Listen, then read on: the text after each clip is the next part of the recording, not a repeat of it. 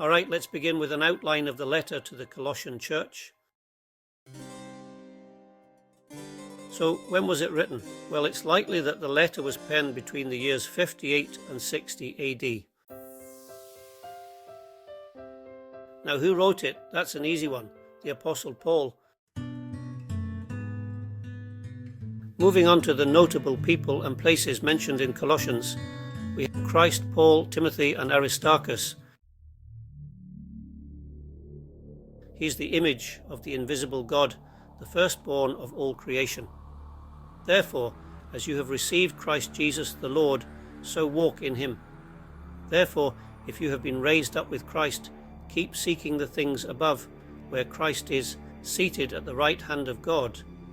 Conduct yourselves with wisdom toward outsiders, making the most of the opportunity.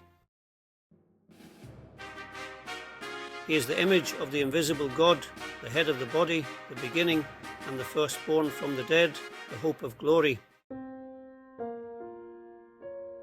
Paul begins his letter to the Colossian church with greetings and thanksgiving. However, he is soon on to the main purpose, which is to counter heresy that had been making some headway amongst the members. In chapter 2, he exhorts them not to be led astray with deceptive argument, or indeed to pay attention to human philosophy, but instead to consider the absolute sufficiency of Christ. Chapters 3 and 4 encourage the believers to deal fairly with one another and to deal wisely with outsiders. He finishes by emphasizing that the letter was written with his own hand, lending authority in case of any doubt.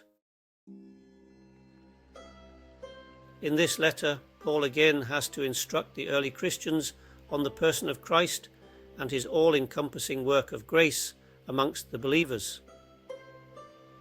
The fact is that sometimes we need to be reminded that Jesus is all we need. Bells and smells, signs and wonders, dreams and visions, they all have their place. However, they cannot replace a clear understanding of just exactly what salvation means and the true benefits to us of Jesus' sacrifice. A clear understanding leads to a stronger faith and better relationships that are not easily shaken when doubt or turmoil come visiting. Thanks for stopping by. Please like and subscribe to see more short Bible summaries.